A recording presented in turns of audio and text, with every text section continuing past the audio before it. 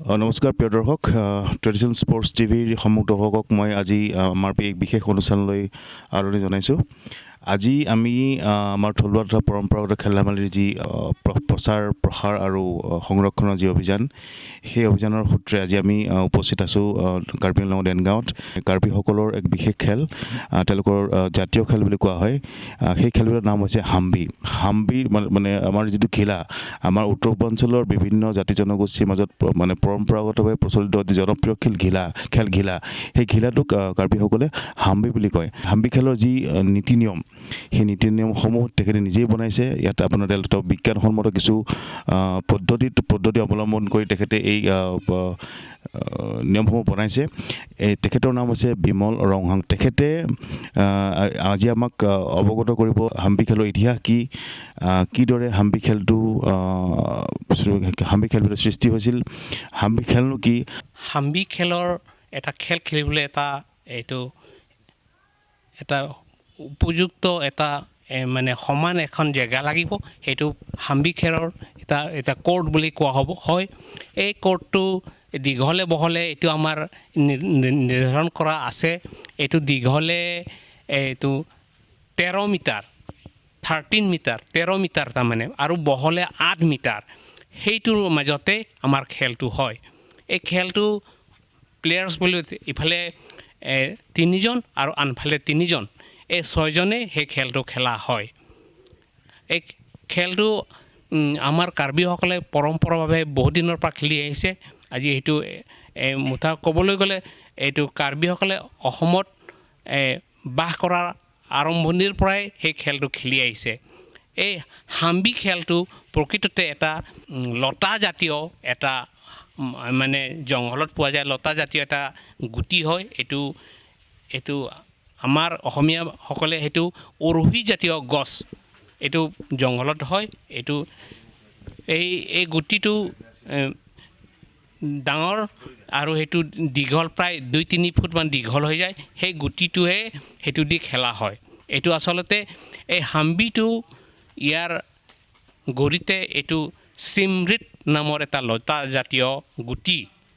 সেই গুটিটো চিমৰিত জাতীয় গুটিটো জংঘলৰ পৰা এইটো মাক বাপেকে জংঘলৰ পৰা সেইটো এদিন আনি দিছে ভালকৈ। এইটো গুটিটো ভাল দেখি পেলাই সেই গুটিটো যেতিয়া নিজৰ ল'ৰা ছোৱালীক খেলিবলৈ দিলে, হাম আৰু বি নামৰ ককাই আৰু ভনী সিহঁতক মানে উমলিবলৈ দিছিলে সেই গুটিটো ভাল দেখি পাই পেলাই।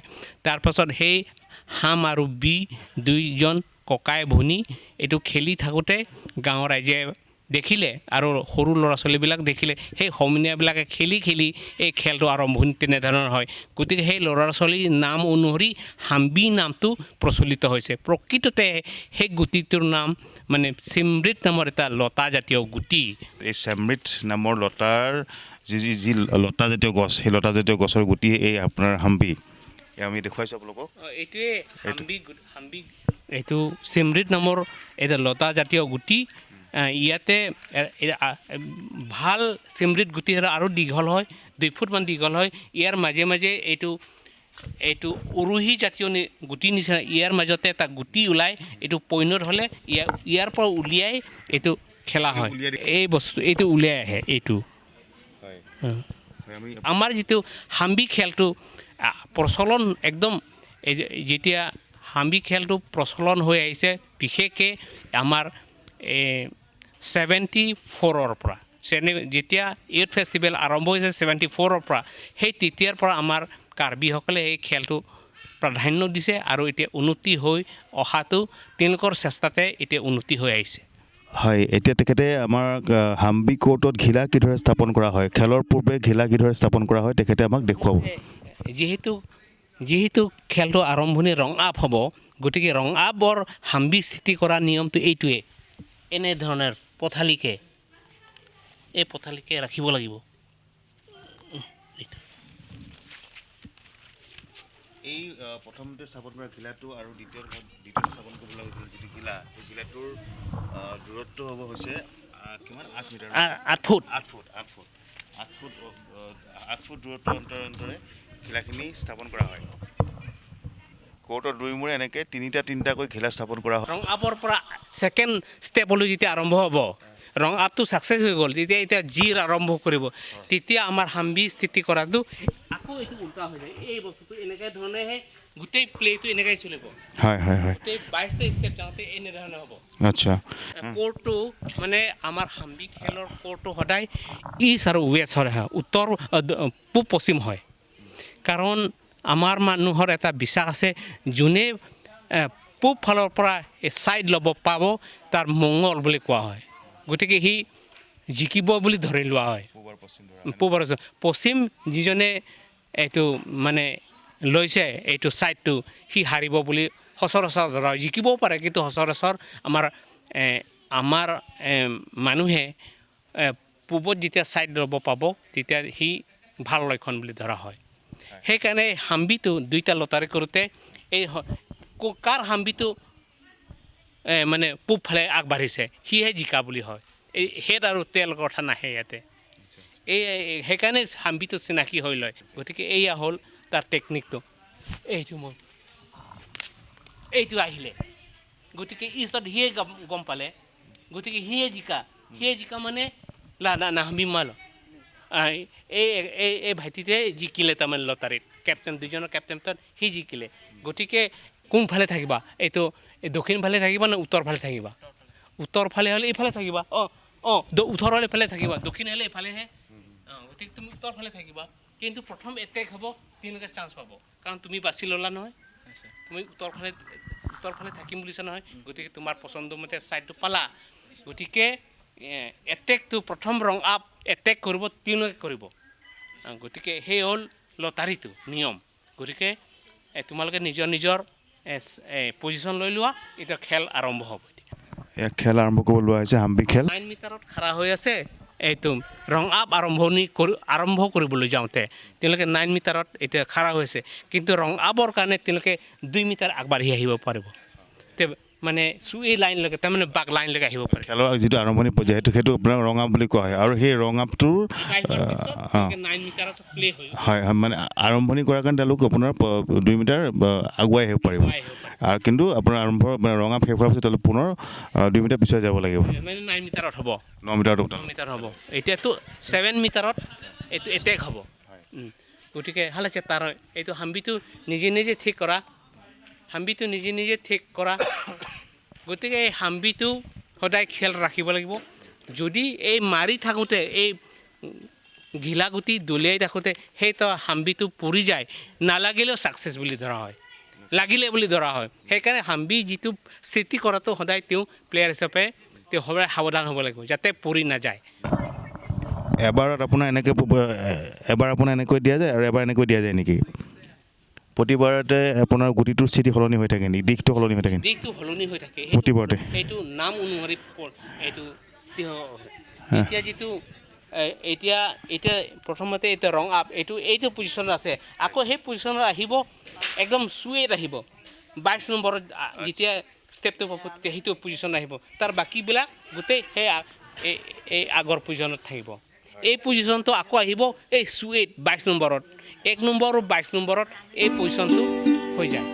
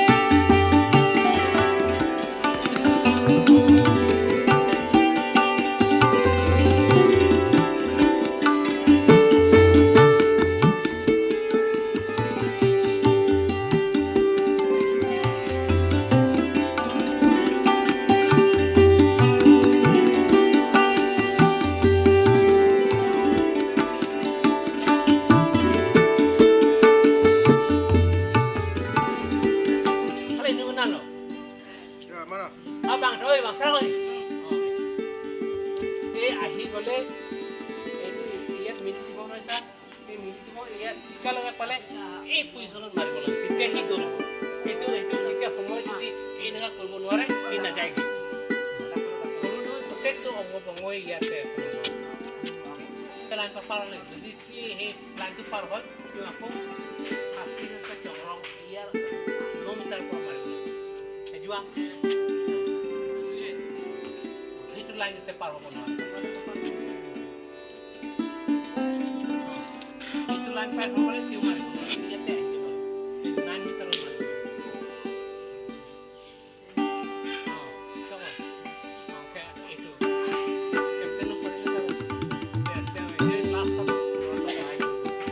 লাইনৰ ওচৰত